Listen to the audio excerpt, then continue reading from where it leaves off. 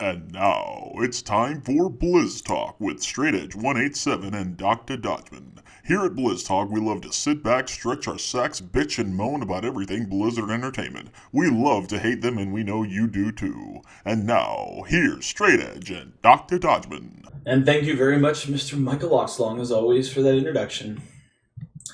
Well, Dr. Dodgeman, this week's podcast is going to have a little bit of a somber mood to it. It's going to be a little bit more serious. It's going to have a serious tone. And quite possibly the entire hour is going to be dedicated to this one topic. And that is the ongoing drama when it comes to Nostalrius, bro. Have you heard the latest? I have not, but I'm excited to hear now. So Blizzard Entertainment has officially responded to the Nostalria situation. And it's interesting because things kind of died down for like 2 or 3 days. Nobody said a word. The fans finally were being a little bit less mean on posts and forums, and then all of a sudden this long blue post gets posted on the website with a response, which of course I'm going to read word for word here. So it starts off with, we wanted to let you know, quote, we wanted to let you know that we've been closely following the Nostalrius discussion, and we appreciate your constructive thoughts and suggestions. Our silence on this subject definitely doesn't reflect our level of engagement and passion around the topic. We hear you. Many of us across Blizzard and the WoW dev team have been passionate players ever since Classic WoW. In fact, I personally work at Blizzard because of my love for Classic WoW, which of course means Vanilla WoW. We have been discussing Classic servers for years. It's a topic every BlizzCon, and especially over the past few weeks. From active internal team discussions to after-hours meetings with leadership, this subject has been highly debated. Some of our current thoughts, quotation marks, listen to me, colon, quotation marks. Some of our current thoughts, colon. Why not just let Nostalrius continue the way it was? The honest answer is, failure to protect against intellectual property infringement would damage Blizzard's rights. This applies to anything that uses WoW's IP, including unofficial servers. And while we've looked into the possibility, there is not a clear legal path to protect Blizzard's IP and grant an operating license to a private server. We explored options for developing Classic servers, and none could be executed without great difficulty. If we could push a button and all of this would be created, we would.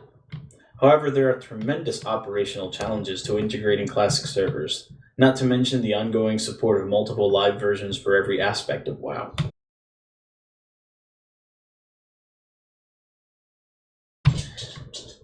So what can we do to capture the nostalgia of when WoW was first launched? Actually, hold on, I think I skipped this section. Oh no, I didn't, okay, I'm good. So what can we do to capture that nostalgia of when WoW first launched? Over the years, we have talked about a pristine realm. In essence, that would turn off all leveling acceleration, including character transfers, heirloom gear, character boosts, recruiter friend bonuses, WoW token, and access to cross-realm zones, as well as group finder. We aren't sure whether this version of a clean slate is something that would appeal to the community, and it's still an open topic of discussion.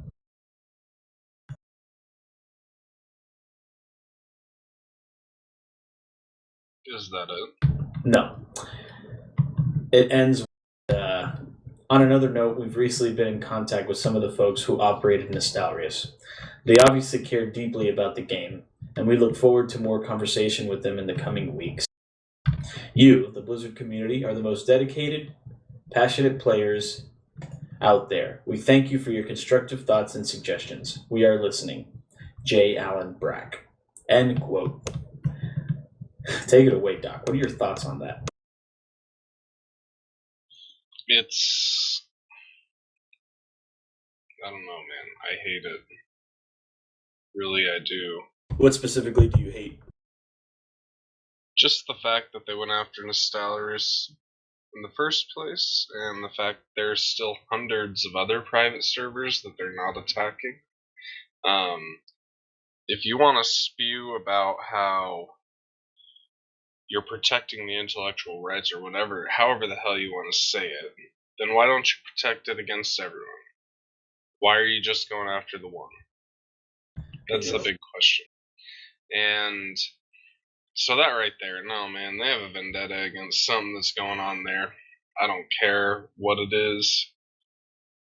They're screwed up for it. But besides that, this whole, yeah, I mean, maybe we can turn everything off and then you can stop your progression there, yada yada yada. Okay, do you remember when we were leveling through Mists of Pandaria and Chadrick was hitting people with Shield Bash at level 20 for like 3k? At level 60 he was hitting for, 7k Shield Bashes, more than any DPS could, and he was the tank throughout our leveling process. Oh, I remember, like it was yesterday, yeah. Yeah, so why the hell would you want to be stuck at a point in the game where your tanks are going to be doing more damage, and Blizzard has flat out come out and said, well, we don't care about scaling outside of max level.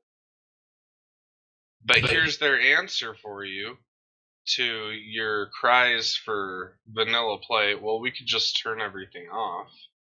Alright, but you're still not going to care about scaling, so what does it matter? Why turn it off and why go raiding at level 60 if your tank's going to be doing 3 times the damage of your DPS? No one's going to want to play half the classes. Who's going to want to play a mage if they can roll a warrior and shield bash for 3 fireball casts? Yeah, exactly. Now, see, here's the thing, Doc. This past week has been an interesting one. I have done extensive reading on this. I have done research. I have actually interacted with many members of the internet community, some YouTubers, because I wanted to get everybody's diverse thoughts on this. And as we always do here on Blizz Talk, we sit back, stretch our sacks, and we go deep. There's something much deeper in this whole Nostalrius drama on different levels, but it goes deeper than what most people are seeing. Now, we mentioned, I think it was last week, we're always going to give our opinion. We are not in the pockets of Blizzard Entertainment, and we honestly don't give a shit who we piss off. But you're always going to get the truth from us as we see it. So here goes, and come along with us on that journey. Grab a cup of coffee, grab some tea, and just listen for a little bit.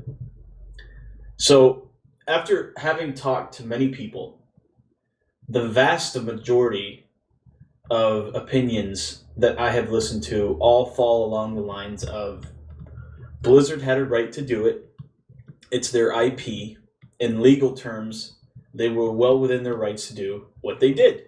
And nobody can argue about that. Let me start off by saying this. On the legal front and on the whole, protection of an IP legally, yes, 100% correct. Blizzard Entertainment has the right to go after whoever they want to protect their intellectual property, because in copyright law, the way it works, if you go a certain time allowing a third party to use an intellectual property in any way, shape, or form, if it goes on for long enough, you could actually lose rights to that intellectual property. I get that. I understand everybody's position when it comes to Blizzard's legal right to have done this. That out of the way. With that one key thing out of the way, I'm sorry, but this is bullshit. It's bullshit. The doctor just touched on it like 5 minutes ago. If it was so important for Blizzard Entertainment to defend their IP when it comes to vanilla WoW and defend their copyrights, why in the hell have private servers, some back in the day even bigger than Nostalrius, for those of you that may not know, why the hell have they gone on for so long, and why do so many exist, and we're now just hearing about Blizzard Entertainment shutting down a big one? Think about that for a second. Why is it why is it so important now? And they've existed for so long. See, and this is where the problem lies. Talking to so many YouTubers and talking to so many members of the internet community, one thing became plainly apparent to me while I was listening to their feedback and to their opinions. Many people don't see just how deep this goes. And a lot of people don't get why the community is angry. It goes more deeper than Nostalrius. As a matter of fact, in a lot of ways, this isn't about Nostalrius at all. You following me so far, Doc? I'm with you.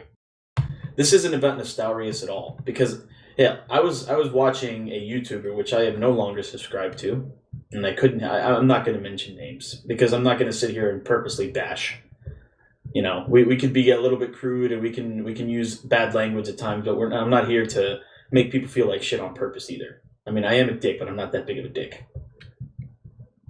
I listened to a YouTuber go on a 25-minute rant about why they were upset. You could clearly hear that they were upset on that video that they recorded because they made a video about their opinion on Nostalrius. Apparently, the outrage in the comments was so freaking bad on after the backlash was so bad after she produced that video that people were being mean. She produced another one as a response. I can only take so much. Yada, yada, yada. But once again, I'm sitting there listening and I'm like, people just aren't understanding why the community is so angry. You're always going to have your trolls. Let's get that out of the way. There's always going to be trolls. People are always going to troll and they're going to give their 2 cents and they're going to be mean on purpose because they just want to troll. That's a given. But the vast amount of people that are pissed off about this, in a way, Nostalrius just became the flag that they all rallied behind, if that makes sense. But it's really not about Nostalrius at all. I think, and this is my opinion, please feel free to disagree with us. Leave your comments. I think that what's going on here is that this is the straw, the final straw that broke the camel's back when it comes to the shitty PR and the shitty relationship that developers have had with the community for the last 4.5 years now. In other words, what I'm getting at is you produced a shit product that you've given us with WAD. You haven't listened to a word we said. We're screaming for you to give us something.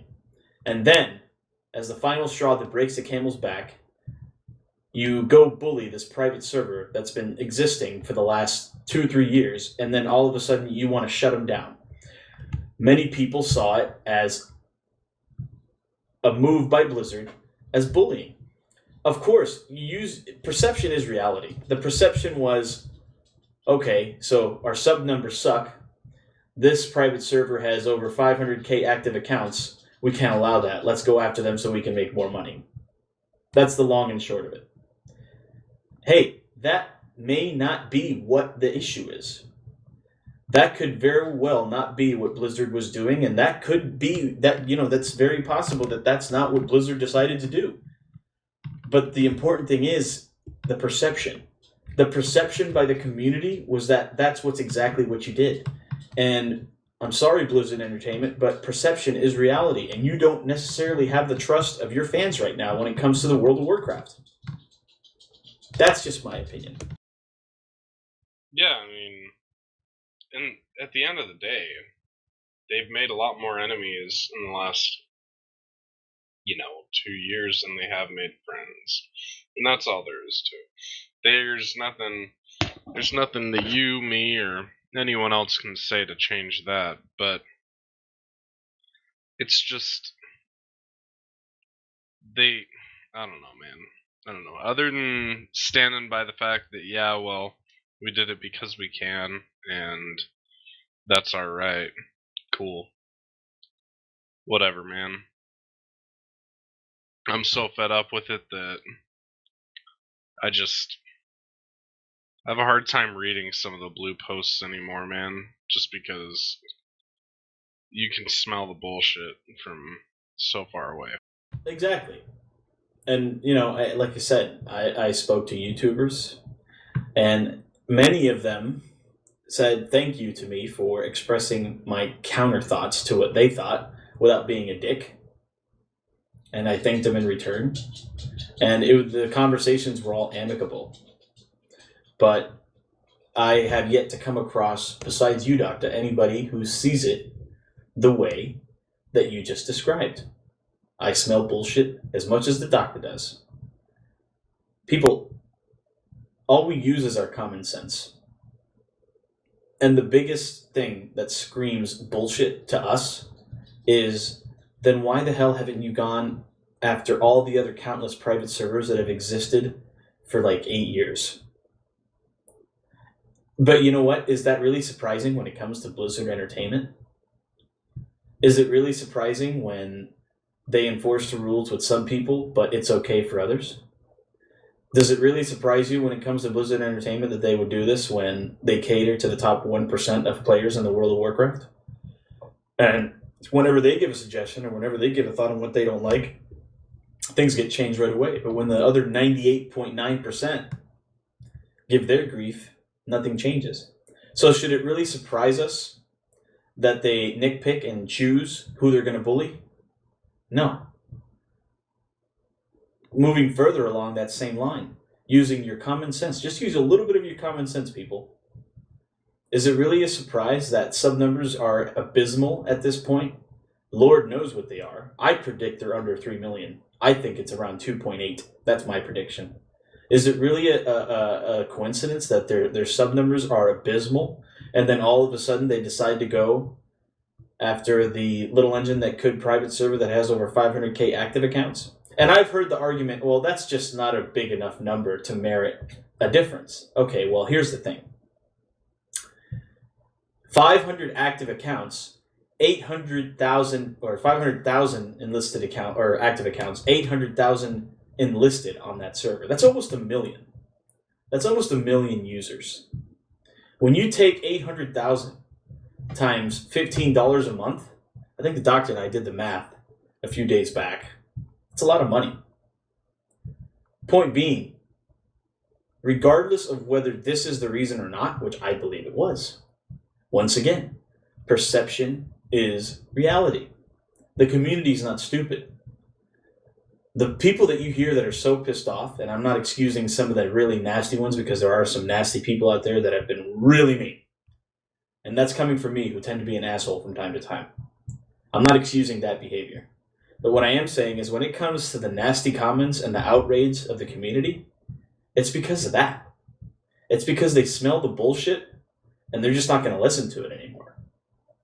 It's because they're exercising their common sense, they're putting two and two together, and they just don't want to hear it. Now, like I said, we may very well be wrong.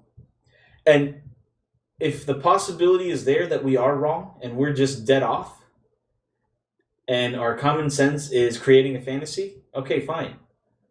But that perception is created by the bad timing and the bad publicity on the part of Blizzard Entertainment. It's that simple. Yeah, and when you're talking about potentially $10 million a month, which is roughly what it is, when you're talking potentially $10 million a month, I mean, that's well and above the salary of everyone who's working on World of Warcraft currently that you're going to make in 1 month. And so it's just, I don't know, it's kind of a greedy thing. And a lot of, I kind of said this the other day when we were talking about something else, but a lot of the people who have their opinions out there right now, they've got different stake in it than you and I. If we had, you know, hundreds of thousands of subs, who's to say it might not be different? But I can see people who are like making their legitimate living and supporting families and such. I can see where they would come from because Blizzard's IP is how they're making money as well. And if everyone went to the free to play, then what's going to happen to to your dated videos and to your videos that are made 5 expansions in the future where people aren't actually enjoying the game anymore, if that makes sense. So in a way, man, good on everyone for what they're doing. Still F you Blizzard, man. Yeah, pretty much, right? I mean, we're all entitled to our opinions. Everybody's entitled to their view. My whole thing, and why I thought this was so important to dedicate this podcast to this whole Nostalrius thing, was to get the point across that people just aren't grasping the entire picture of why, because the general consensus from the majority of people shaking their heads is they don't understand the outrage and the intensity of the outrage. They don't get it. Well, here it is. People don't trust Blizzard. And it goes deeper than just Nostalrius. Nostalrius was just a banner everybody flocked behind. And then it became about more than Nostalrius. At this point, it's not about Nostalrius at all. Nostalrius just became the final notch in the belt of the quote-unquote warriors fighting for this cause. And that cause is, fuck you, Blizzard, listen to your fans. That's pretty much what it boils down to. But Blizzard's response is going to stay the same. Well, of course, the robot response, like always. I mean, let's break down the blue post. For anyone who's interested or anyone who questions what this is really about, it's about the money. Well, we're within our legal rights to shut this down, and so we're going to. And there's nothing you guys can do about this, but maybe we have a solution. Maybe. We can't create an old server, but we might be able to make it so that you can play as if you were on an old server on the new servers. So for $15 a month, you can totally raid that level 60 content. Never mind the fact that, your fireball is going to hit for 70 and that warrior's shield bash is going to hit for 3k. For your $15 a month, you can turn off the XP. You can make it so that you can only use gear from that time. Like, it sounds to me, I don't know anything about computers, but it sounds to me like that's a lot more work than simply rewinding time a little bit. I don't know. Well, here's the thing. And I'm glad you brought that up. Perfect segue into my next point. Breaking down the blue post, as you mentioned. Let's talk about their comment about the difficulty of doing Legacy Realms. Yes, it would be difficult, because in essence they would be reverse engineering what they've done for the last 10 years. I get that. I'm a technology guy. I work in IT. I understand that. Is it resource intensive? Yes, it is. Is it expensive? Yes, it is. Is it gonna take work? Yes, it is. But here's the thing. Do they have the resources? Fuck yes and more. Do they have the money to do it? Fuck yes and more. Will they do it? No, they will not. And they won't, because it's Blizzard. And when it comes to the World of Warcraft, at least in particular, we all know that Blizzard says you're gonna do it and you're gonna like it. That's my opinion. You may disagree with that. Some people may say, "Oh, come on, man. Blizzard's doing the best they can, and they need money to keep their company thriving." Yes, you're absolutely right. They need money to keep their company thriving. For those out there that are standing behind the position of they have the right to protect their license and their property, and they have the right to make their money to keep their employees fed and their employees producing great content. Yes, you're absolutely right. Those are valid points. But at the same time, you're a little ignorant, because if you don't realize the amount of market or the size of the market that there is out there right now for legacy content, then you're on crack. That's the other thing that I realized, Docta, talking to certain people. People are really, really, really ignorant as to the amount of demand out there for legacy content. They have no idea And this includes Blizzard too. They really have no idea the market that's out there that would flock in droves to legacy content. Yeah. I don't know, man. Blizzard, I think Blizzard understands. They just don't care. They're just not going to do it. They just won't. They just won't do it. This whole thing about resource intensive and expensive, yeah, okay, I'll give it to you. It is. It is resource intensive and it's expensive. However, they have the means. But will they do it? No, they won't. They're not going to do it. Because they honestly don't care. They just won't. Okay? That's the reality. At least that's what the reality is when it comes to the Docta and I using our common sense. You can disagree with that. But again, all it takes is just a little bit of, a little bit of common sense and forward thinking, and you can see past it. You could read between the lines and really see what's going on here. They just don't care. They won't do it. They just won't. If they wouldn't do it back in Cataclysm where they were making $125 million a month off of subs, they're not going to do it today when they're only making, maybe 45. And they're not going to do it after they force 500,000 people to come back to their game from a private server. That's not going to happen anyways. You're not making friends this way. You're just pissing more people off. No one's coming back from that. If anything, they're going to lose more subs off of this whole thing.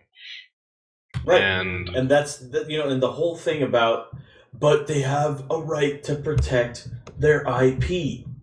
That's fine. They also have a right to commit virtual, suicide of their game and just kill it off, which, as I said last time, that's what I think this is coming down to, man.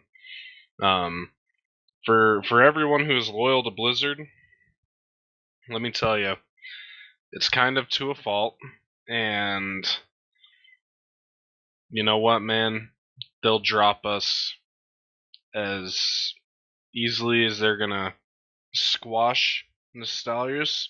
One of these days, you're gonna wake up and they're just gonna be like, yeah, we've decided that World of Warcraft isn't profitable. Yeah. Sorry. Exactly, man. And what I was gonna say is you're gonna have but they have a right to defend their IP. It's not about that, dude. That argument holds no merit whatsoever, because when you do your research, you're gonna find countless private servers out there that are still in existence at this very moment that nobody ever hears about. Why are the rules enforced then for one and not for all of them then? Well, because this one particular was a little engine that could and gained a huge following. And it was on the map because of the amount of people that played, and they're struggling with subscriptions, and they decided, oh no, we need to make an example of this because we need to force these people to play our shit product. We can't have this. Picking and choosing. If Nostalrius was the only private server out there, I'd buy this bullshit about having to protect intellectual property. It's not about protecting shit, okay? Let's call a spade a spade. Blizzard Entertainment, who's worth close to $1 billion, okay? Do you think they give a shit? Do you think they really give a shit about little engine that could private servers out there with 5K players? They don't. It still falls within the legal responsibilities of protecting their IP just as much as Nostalrius does with its 800K enlisted accounts. It doesn't matter if it's 1,000 or 800,000.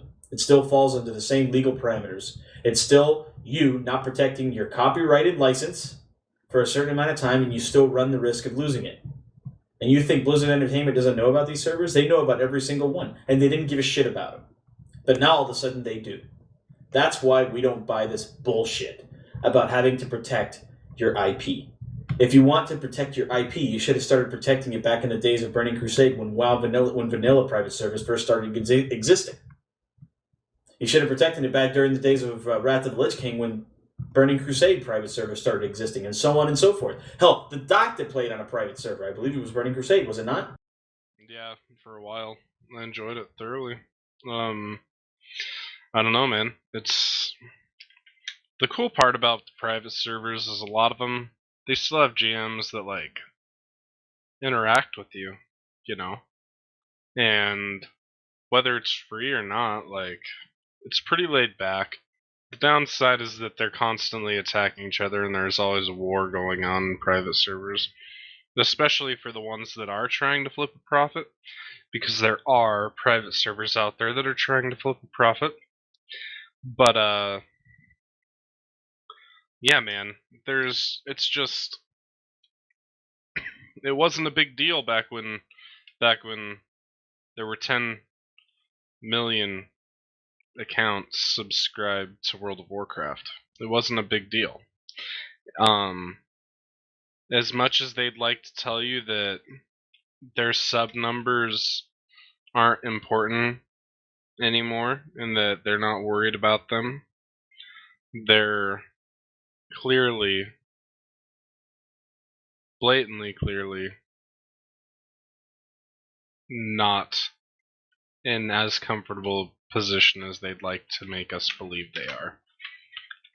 There's no way a company is actually okay with losing 75%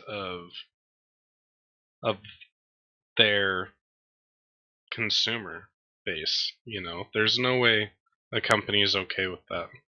And as cool as they wanted to act the last 6 months about it, I think this is their true colors right here, man. It's like, yeah, no, every sub matters. We're not going to tell you how bad it is, but every sub matters. Exactly. Now, and you know, notice, for those of you out there listening to this, that may be screaming in rage because you disagree with us, or maybe smiling through your teeth as you sip your pop or eat your popcorn or clean your kitchen as you listen to us. We haven't once in the entire 32 minutes so far that we've been talking about this. Neither one of us once has sat here defending Nostalrius' position. Neither one of us has sat here and said Nostalrius has the right to exist. This is bullshit. Because it's not about Nostalrius.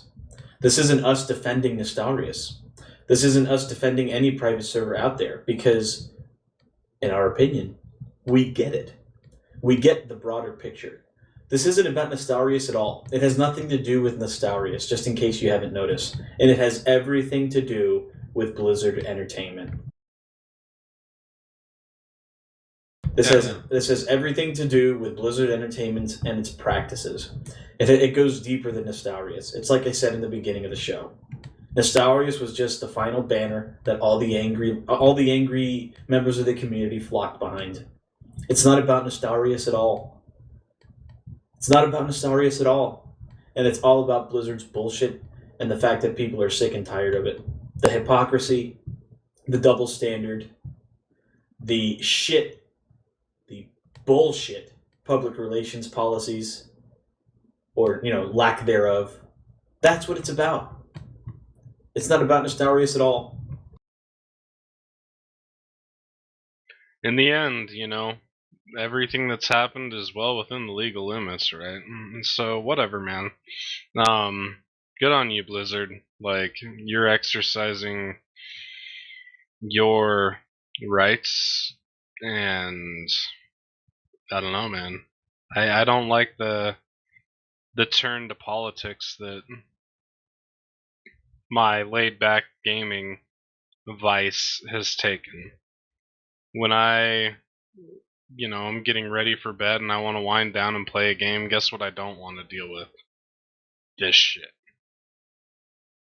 Yeah, I mean, Longfellow couldn't have said it better, could he? That's pretty much what it boils down to, man. Particularly when it comes to the World of Warcraft. We're not saying all Blizzard games. So far, Heroes of the Storm hasn't disappointed us to this level. Well, at least not on the part of Blizzard. The community is a different story, but that's for a different podcast.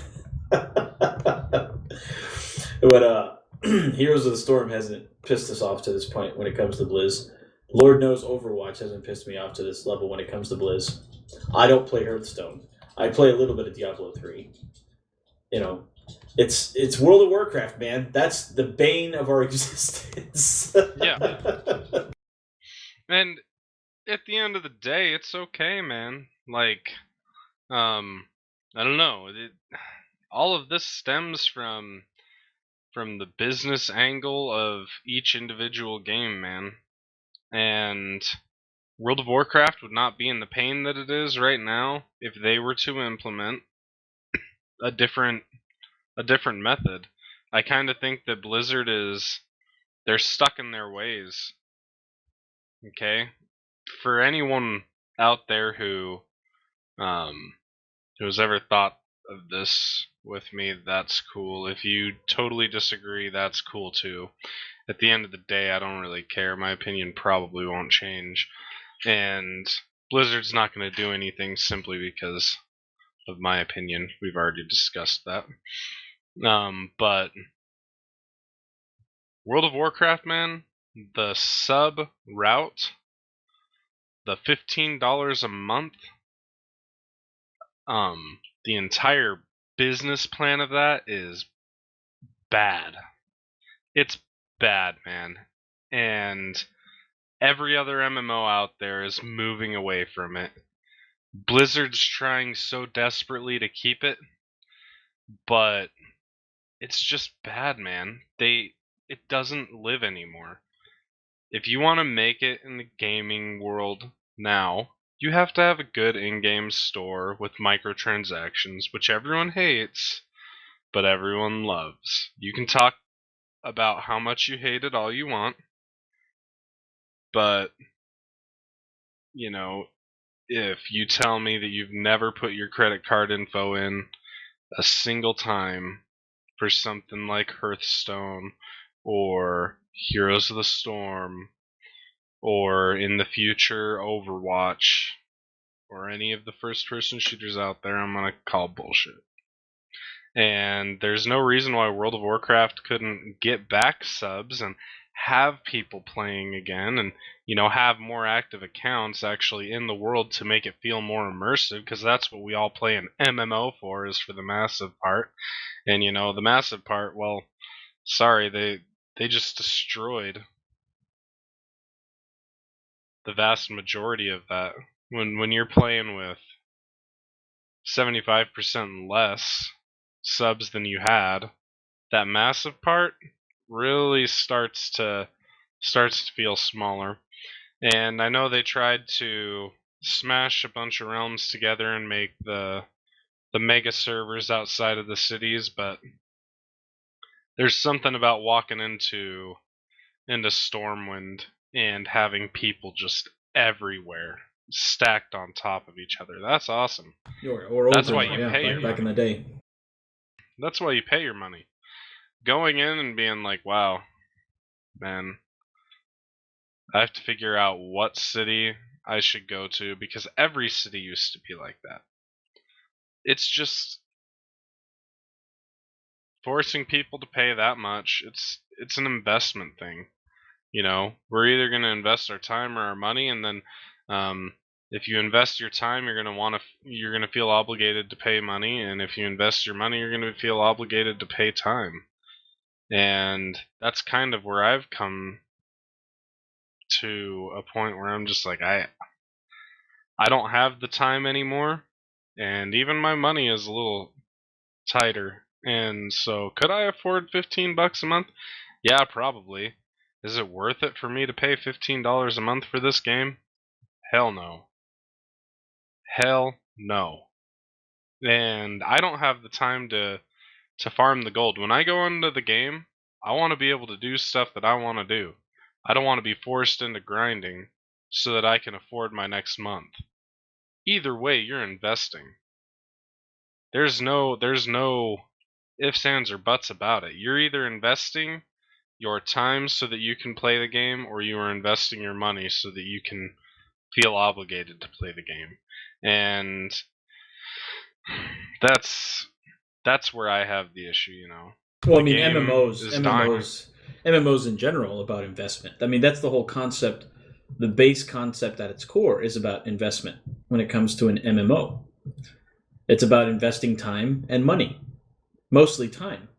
But that's the that's just it. When you have the incentive to invest, you're going to invest. How much time and money have we invested in Heroes of the Storm? When there's the incentive to actually invest and you're enjoying what you're investing in, you're going to invest. When the game at its current state can no longer even be called an MMO, that's just my opinion. Why the hell would I invest my time or my money in that? For the shit content or lack thereof that you're producing. There's no incentive to invest. I don't want to invest the time, and I sure as hell am not going to invest the money. Well, my fiance has been upset with me for the last 3 weeks because I don't want to play Legion at launch. She's been like pretty much begging me, like, I really like. Here's the thing, I feel bad because my fiance's first WoW experience was Warlords of Draenor. She's a WoD baby. Not many of them out there, but she is a legit WoD baby. And I introduced her to this world. She fell in love with it. She fell in love with the game, and she wants to keep playing. And I feel bad. I don't know what to do. Yeah, man. I don't know.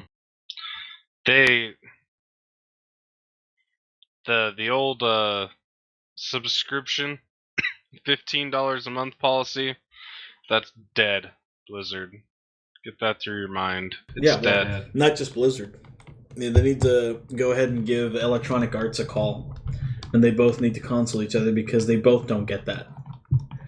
Electronic Arts, Blizzard Entertainment, that shit is dead. It falls along the same lines of paying $60 for a product, and then the $60 product ends up becoming a $100 product because you have to pay for season passes. Nobody cares about paying for season passes. A lot of people do it, but a lot of people won't. It's not fair. Am I saying that people aren't willing to spend money? Oh, no. See, that's where you're wrong. You have it all backwards. Release your product. Produce the content. Make the game free to play, or pay $60 like you do at the retailer. Make all downloadable content like maps and characters free, and simply add the microtransactions that you love so much and make them purely aesthetic. If Star Wars The Old Republic, hell, even Star Wars Battlefront, if World of Warcraft all produced their content and made it all about microtransactions as far as aesthetics and the look and skins for your weapon and different colors for your abilities, if they made the microtransactions like that, purely aesthetic, they would make 10 times more money than what they're making now. And I know the Doctor agrees. Oh yeah, no, for sure. The problem with the Old Republic and Battlefront and World of Warcraft, in my opinion, is that the aesthetics all exist. They're just in addition. So pay for our games so that you can pay for our games, so that you'll want to pay for our games, so that you enjoy paying for our games, so that you will continue to pay for our games, so that our game will make money. Stop double dipping. Like, Exactly. I'm That's what it down boils down to. for paying for a base game and then having the microtransactions in the game. Guild Wars 2, man, they do a hell of a job. If anyone has not gone in there and looked at the way that works, everything you can buy for money, you can buy for gold. And that's all. And that's I think that's the perfect balance. Will you get it as fast? No, but if you put the time in, then you'll be okay. But you don't have to pay to put the time in. And that's the thing that has me at a standstill with World of Warcraft is, and please don't get me wrong, I love Azeroth, but if you're telling me that I have to pay so that I can pay, so that I can spend time, so that I can invest, I don't know, man. It just stacks. There's this huge stack. I'm down for investing money so that I can invest time and maybe invest some more money. I don't want to invest money so that I have to invest money, so that I feel obligated to invest time, so that I then have to spend more money, invest more money, so that it's the vicious cycle of not having that choice. Yeah. If I want to step away from Guild Wars for 6 months, I can show back up and not have missed everything. And it's still available to me there. One of the greatest parts about Guild Wars is they release their, and I know this sounds like it's like, I'm trying to advertise for this. I'm just saying that there are other methods out there that really work. As they progress their story, the last part becomes unavailable, but that's one of their ways where for either gold or a little bit of money, not a bunch, you can pay $20 and be totally caught up. But you can actually gain access to that stuff that you did miss and go back and play it in order and be good with it. And I feel like they get it, man. They understand that people don't want to pay so that they can pay, so that they can play, so that they can pay. They're just like, nah, I mean, if you enjoy the game, enjoy the game. And when you don't enjoy the game or something comes up, then step away and we'll see you when you come back, maybe. I don't know what's so hard about that. Instead of, oh, you stepped away, let's attack whoever we can to get people to come back. People don't want to pay $15 a month anymore, man. That's all there is to it.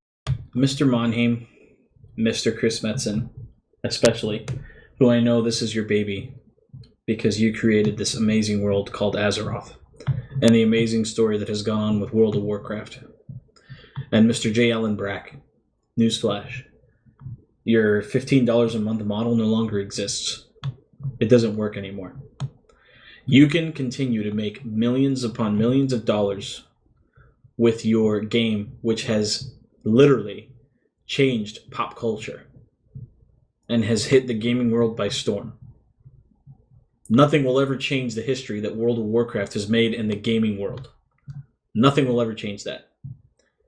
But in order for you to continue to survive, or for this game to continue to survive, which may or may not be your cash cow still, I don't personally think it is, but in order for this franchise to keep surviving, you kind of have to be like The Undertaker, for those of you that watch wrestling. This is Gaming Ringside with Bigfoot, so, hey man, I'm talking about wrestling, bro. You kind of have to be like The Undertaker. Why was The Undertaker so successful for 22 years straight? Because he adapted. Because his look and his character adapted with the times. And he managed to stay on top for more than 25 years. That's why he was successful. You have to do the same thing, Blizz. Your 10-year-old model of $15 a month no longer works. If you produced your content, thank God you have a guy on the fourth floor with Overwatch that gets it and decided against microtransactions in that state when it comes to Overwatch. And I hope it holds true. I hope not one of you assholes goes up there and tries to convince him otherwise. Leave him alone. He knows what he's doing. But when he said that he decided to make the game $60, all maps and characters that will be added will be free of charge. The only thing that we will charge for in the future, if we decide to, is purely aesthetic. You can buy the gold, or you can straight up buy the skins for your weapons and your characters that you want, and that's it. He gets it. You ought to follow that guy's advice, and you ought to take the same direction with World of Warcraft. Charge your $60 for the expansions that come out. Stop charging people $15 a month, because we all know you ain't going to change when it comes to how you produce content, or lack thereof, when it comes to your expansions. You're not going to change that. We all have come to accept that you're never going to change that. Fine. Then stop charging us $15 a month. Charge us all you want for the Shadow Bolt being blue instead of being purple. Charge us all you want for Ashbringer being lime green instead of being red and gold. Charge us all you want for mounts, for skins, for purely aesthetic shit, for armor. And guess what? You're going to make more money than you're making now. I guarantee you, Blizz. Hell, hire me as your financial advisor. I'll gladly take the job. They're people like that style, you know. I know there are a lot of people who are like, well, it's better to pay $15 a month and have everything available to you. Yeah, but not everything is available to you right now. Not everything is available to you right now. If it was like the old days where 15 months or $15 a month really did provide everything for you, then I would say yes, let's stay here. But picking and choosing how we're going to double dip from the community, that's the problem. It's not necessarily the $15 a month, it's not the in-game store, it's the existence of both of them in the same game at the same time. Dude, you want the perfect proof to what the Docta and I are saying. It's funny because I'm sitting here on Google looking at something, and then I see a link way at the bottom of the page, somewhat unrelated to what I was searching for, and I see this headline: Blizzard makes $2 million in 4 hours. New in-game pet in World of Warcraft generated about $500 an hour in 10 minutes. There you go, Blizz. You want the proof? There it is. We're talking about a freaking mount. I'm sorry, not even a mount. An effing pet, dude. A pet. A little thing that follows you around. $2 million. A new Pokemon. Yeah, a new Pokemon. $2 million in 4 hours. You know what? Newsflash, Blizzard. If the game was free to play, you would have made $16 million. Yeah. Because you would have had more people playing, and more people would have wanted it. Yep. Make it like the token. I can pay for one for myself, and I can buy 10 others and put them on the auction house for people who don't want to pay. The people who have the money and they're willing to blow it, they get to do that. The people who don't, well, that's, you know, they can invest the in-game gold if they want to choose not to spend the money. But don't double dip. Don't double dip. Because that mount probably costs $20. That's about the price of most mounts and pets in this store. So suddenly you're making 35 and the 15 is not an option, but you have to pay the 15 in order to be able to pay the 20. And that's where the problem lies. Yeah. And they don't realize that if they would just stop being greedy and double dipping, they'd actually make more money than now when they try to double dip. Yeah. That's what they just don't get, man. People are tired of the double dipping, and they're tired for the shit that they get in return. That's the problem. Hell, I'll take it even further. People probably wouldn't mind the double dipping as much if the quality of shit that they're getting in return was good. Less people would have a problem with the double dipping, man. You know, it's like, I don't know. I whoever makes the financial decisions, the three of you knuckleheads really need to sit down and talk about this. Maybe these discussions, more than likely, I would hope, for the sake of my sanity and common sense, these conversations have already happened. There appears to be one or two knuckleheads that just don't want to get it through their thick skulls that it doesn't work anymore. I mean, these are brilliant people who produce brilliant shit. You know what I mean? These are smart people that have common sense, or at least some of them do. It's hard for me to believe that somebody in one of those meetings after hours hasn't stood up in that conference room to say, this $15 a month model just doesn't work anymore and we need to change it. For my own sanity, I have to believe that has happened already. But apparently there's a group of knuckleheads that have thick skulls that don't want to change it.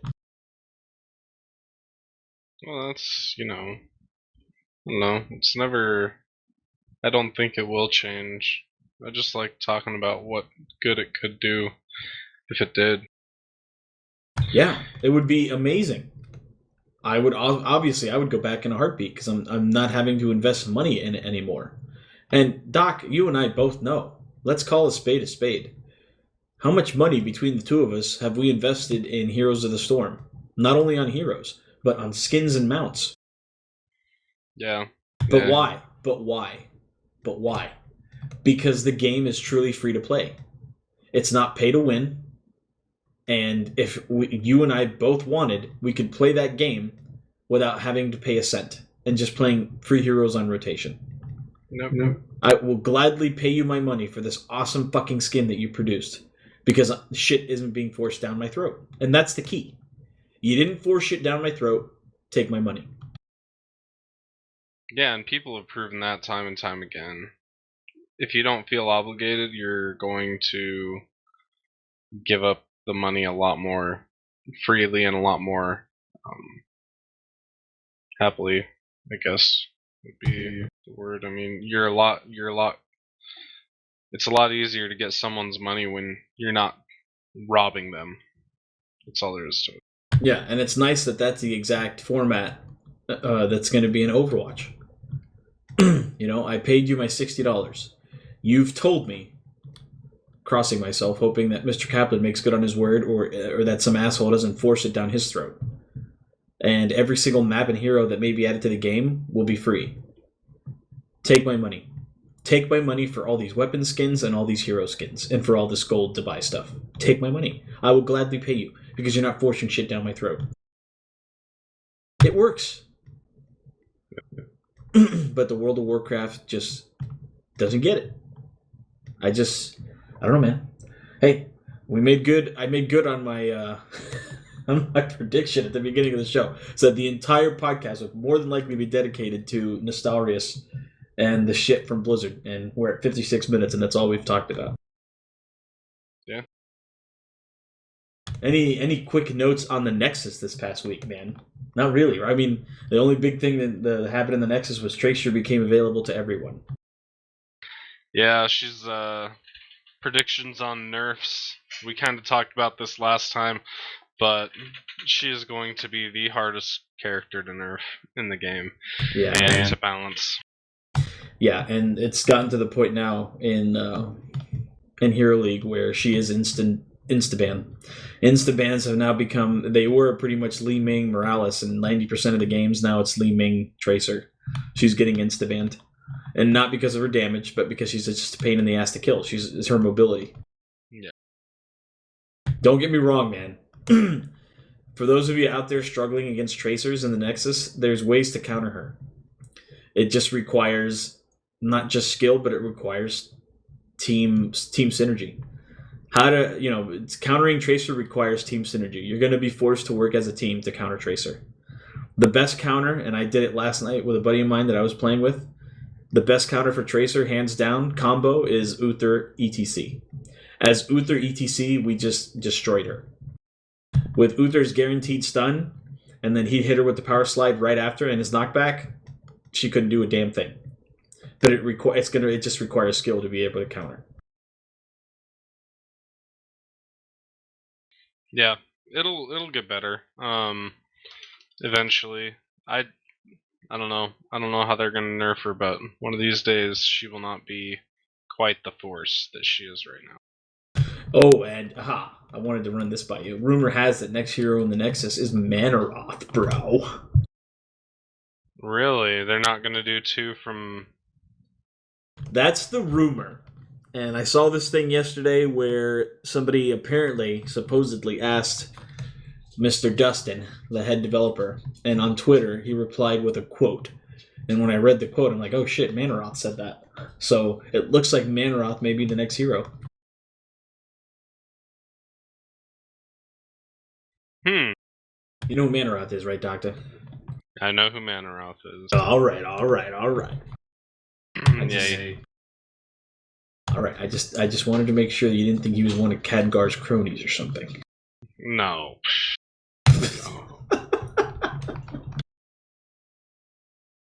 Yeah, man. Manaroth's too cool for freaking Khadgar, dude.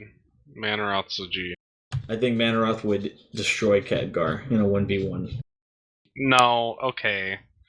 Alright. I'd like to think that Manaroth could destroy Khadgar, but we all know Khadgar has a magical mirror, and as soon as someone does anything, he looks in this mirror and then he suddenly sees himself as being more powerful than that person being able to do exactly what they did, but he sees himself doing it better, and then boom, he can, because that mirror is magic.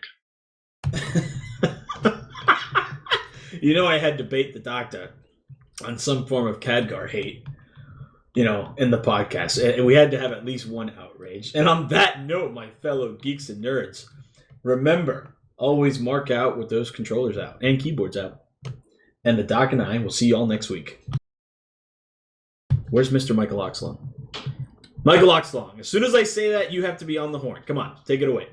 Thank you for listening to Blizz Talk with Straight Edge 187 and Docta Dodgeman. Remember to like our videos and to subscribe to our Gaming Ringside with Bigfoot YouTube channel. To follow us on Twitter, search for @StraightEdge781GRWB. A Blizz Talk Facebook page is coming very soon. Unfortunately, you can't follow Dr. Dodgeman anywhere because he's a clueless fuckwad who hates technology. It's truly a miracle he's even a gamer. This has been Blizz Talk with Straight Edge 187 and Dr. Dodgeman.